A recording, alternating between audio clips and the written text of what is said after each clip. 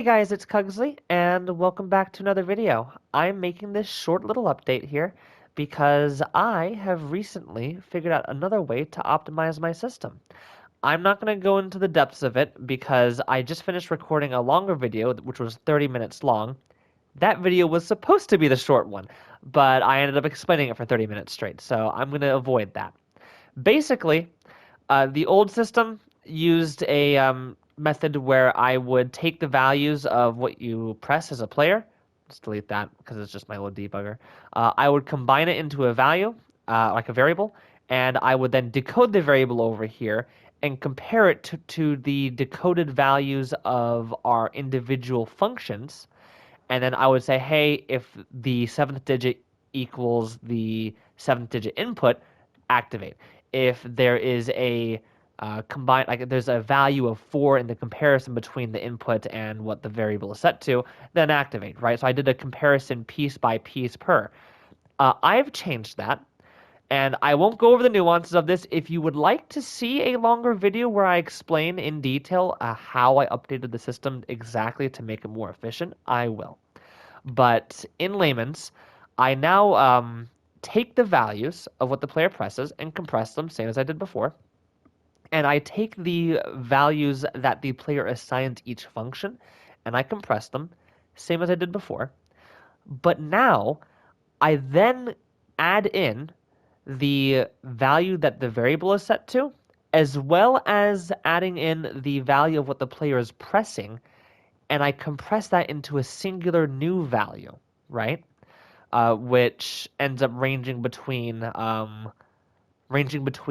2 and 10. And then I made a like a values table to kind of find out where the hotspots are in terms of like where compatibility in inputs and settings should equal a guaranteed like hey activate function, and I counted for that here.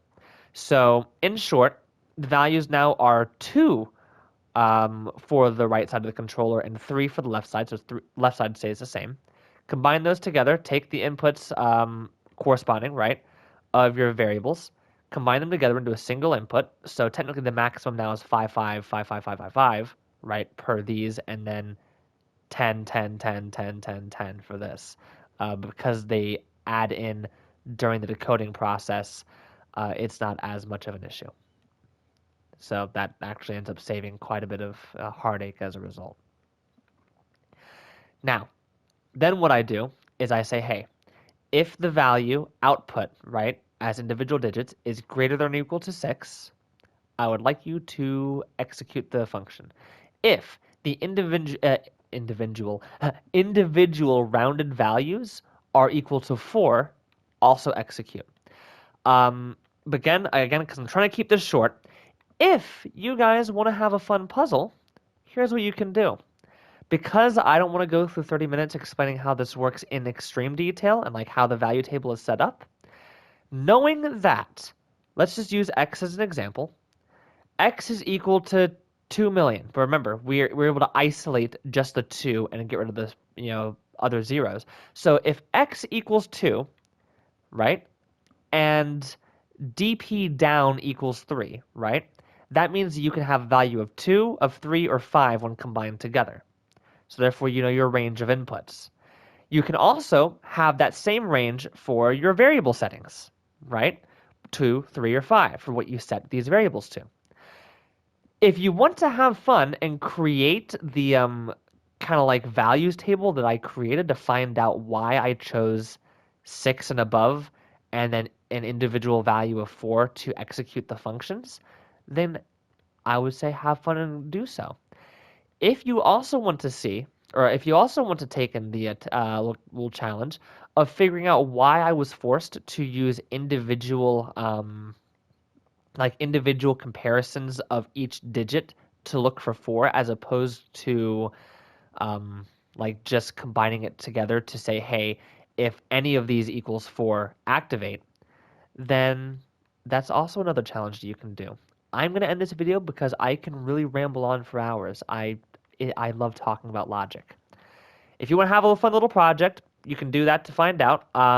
Last thing I'll show you before I go is this. Because of the update that I did to this little guy here, Everything loads faster now, quite faster. And let's look how quickly that handled. I was also able to add in the ability to individually delete controls, which you weren't able to before. So you can do that now and set your own custom without having to reset the entire list. And whereas this process used to take 6%, right? I spoiled it.